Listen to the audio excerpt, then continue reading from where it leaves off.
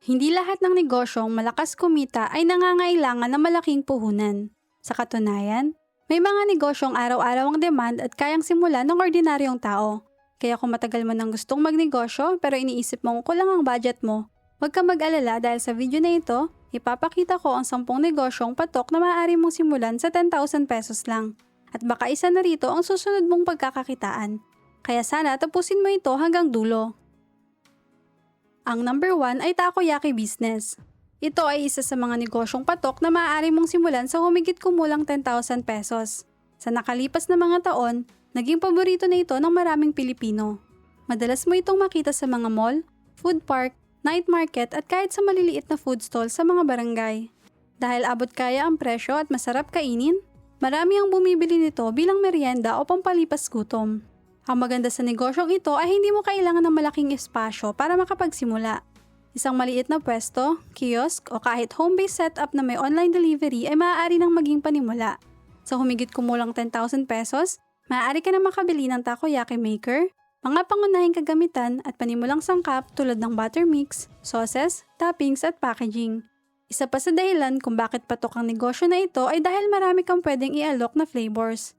Bukod sa classic octopus, maaari ka rin magbenta ng cheese, crab stick, ham, bacon, shrimp o chicken. Para mas marami ang customer na maengganyo, maaari ka rin gumawa ng combo meals o samahan ito ng malamig na inumin para tumaas ang average na benta ng bawat customer. Kapag masarap ang timpla, malinis ang pagkakagawa at maganda ang lokasyon ng iyong pwesto, malaki ang posibilidad na magkaroon ka ng repeat customer. At habang dumarami ang bumibili, maaari mong dagdagan ng menu, kumuha ng mas malaking pwesto o magbukas ng panibagong branch sa ibang lugar. Kaya kung naghahanap ka ng food business na patok, madaling simulan at hindi nangangailangan ng napakalaking kapital, isa ang takoyaki business sa mga negosyong pwede mong simulan. Ang number 2 ay ang barbecue business. Isa sa mga negosyong hindi nawawala sa listahan ng mga patok na pagkakakitaan ay ang barbecue business.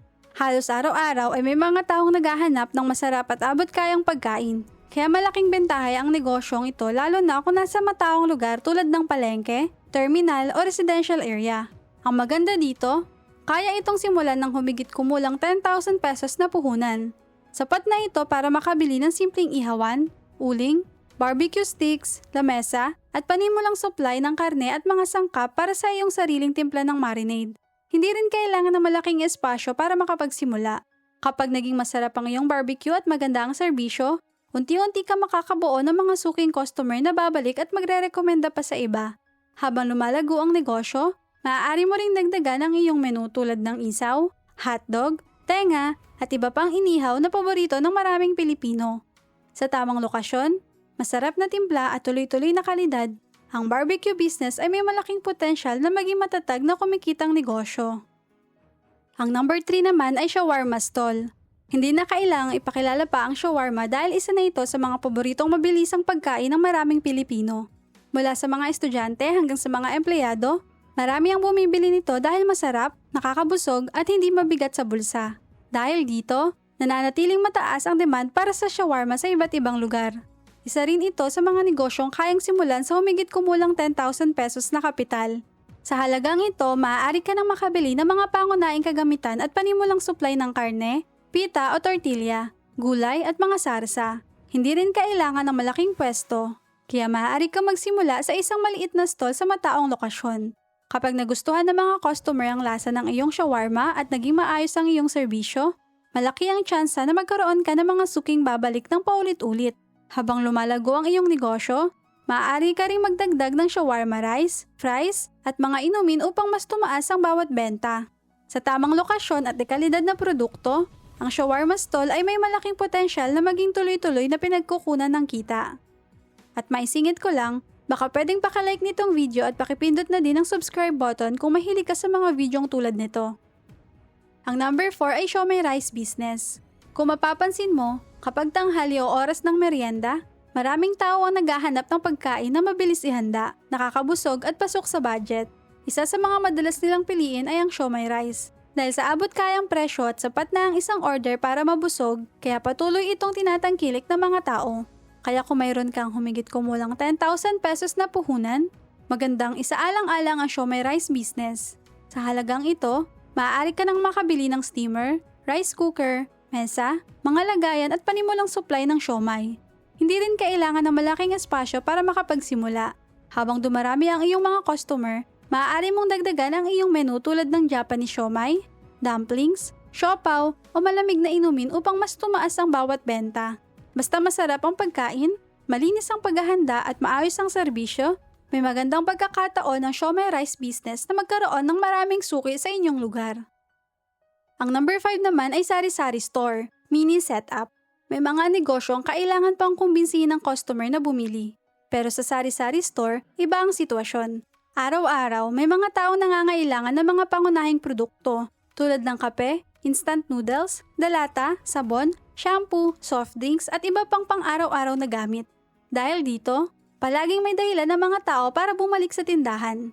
Kung may humigit kumulang 10,000 pesos kang kapital, maaari ka nang magsimula sa isang mini sari-sari store. Hindi mo kailangang punuin agad ang estante ng napakaraming produkto. Mas mahalaga na unahin ang mga mabilis maubos at madalas hanapin ng mga customer. Habang umiikot ang iyong puhunan at dumarami ang benta, saka mo unti-unting palawakin ang iyong paninda. Isa rin sa mga kagandahan ng negosyong ito ay ikaw ang may kontrol sa paglago nito. Maaari kang magsimula sa simpleng setup sa harap ng bahay at palakihin ito depende sa kinikita. Habang tumatagal, mapapansin mo kung aling mga produkto ang pinakamabilis mabenta at doon mo maaaring dagdagan ang iyong puhunan upang mas mapalaki ang kita. Hindi lang sa pagbebenta ng mga paninda umiikot ang oportunidad.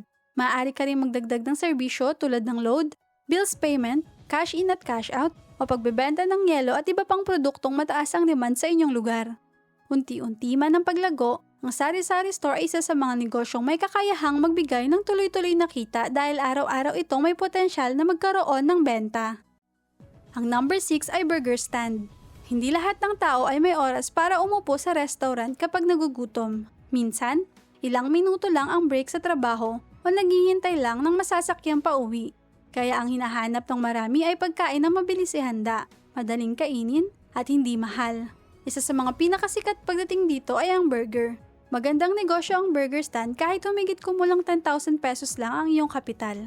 Sa halagang ito, maaari ka nang makabili ng simpleng grill, mesa o food cart, mga pangunahing kagamitan at panimulang supply ng buns, burger patties, gulay at mga sangkap. Hindi rin ganun kakomplikado ang paghahanda kaya mas mabilis ang paglabas ng bawat order. Madalas din itong ipare sa soft drinks o fries kaya may pagkakataon kang mapataas ang halaga ng bawat benta. Kung magiging sulit ang lasa at presyo ng iyong produkto, unti-unti kang makakabuo ng magandang reputasyon.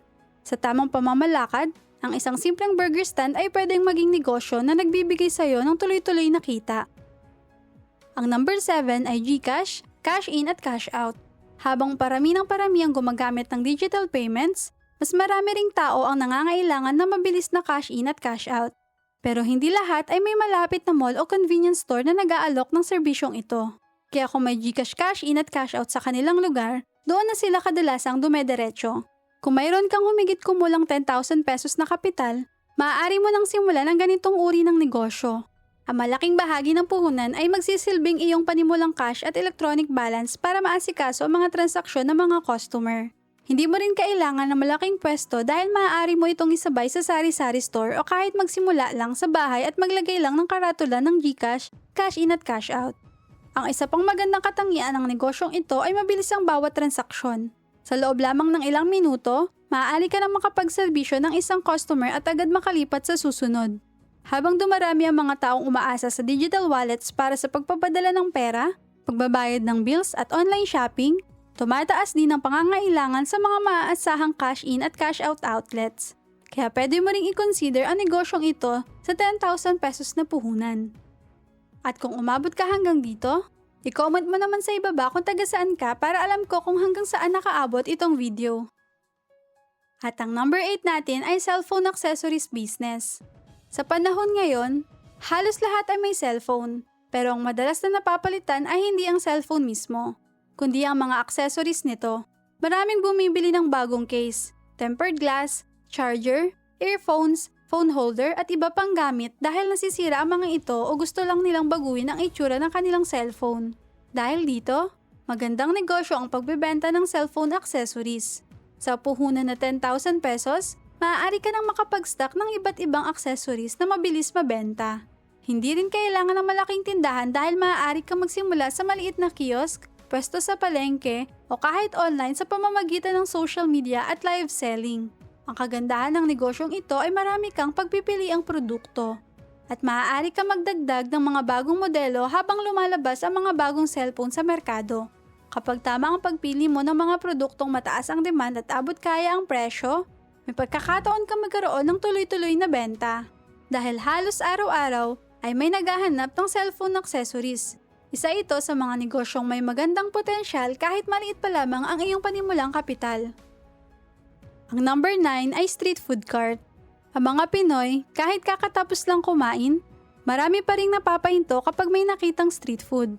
Mapa fishball, kikiam, squid balls o chicken balls. Mahirap itong tanggihan lalo na kapag bagong luto at may masarap na sausawan. Kaya hindi nakakapagtakang patuloy itong dinarayo ng maraming customer araw-araw. Kung may humigit kumulang 10,000 pesos kang kapital, maaari ka nang magsimula ng sarili mong street food cart. Sapat na ito para makabili ng simpleng cart, fryer, gas stove, mga pangunahing kagamitan at panimulang supply ng mga paninda. Madali rin itong ilipat sa iba't ibang lugar kung saan mas maraming tao ang dumadaan. Isa pa sa mga bentahe ng negosyong ito ay madalas higit sa isang item ang binibili ng bawat customer. Karaniwang ding may kasamang inumin o bumabalik sila para sa isa pang order. Dahil mabilis ang paghahanda at tuloy-tuloy ang demand, posible ka makabenta ng maraming order sa loob lamang ng ilang oras. Sa tamang kalidad ng pagkain, malinis na paghahanda at masarap na sausawan, ang isang simpleng street food cart ay maaaring maging isang maliit na negosyong nagbibigay ng tuloy-tuloy na kita. At ang number 10 at ang panghuli natin ay ang plant selling business. Hindi lahat ng bumibili ng halaman ay ginagawa lang itong libangan. Marami ang naghahanap ng mga halaman para pagandahin ang kanilang bahay, opisina o maliit na bakuran. May ilang ding bumibili bilang regalo o para gawing dagdag kita sa pamamagitan ng pagpapalaki at muling pagbebenta. Dahil dito, patuloy ang demand sa iba't ibang uri ng ornamental at indoor plants.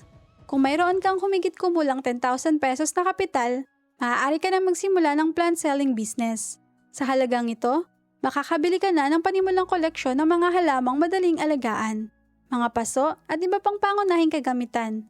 Maaari ka rin magsimula sa maliit na espasyo sa harap ng bahay at unti-unting palawakin ang iyong paninda habang lumalaki ang iyong puhunan. Ang isa pang kagandahan ng negosyong ito ay hindi lahat ng produkto ay kailangang ibenta agad.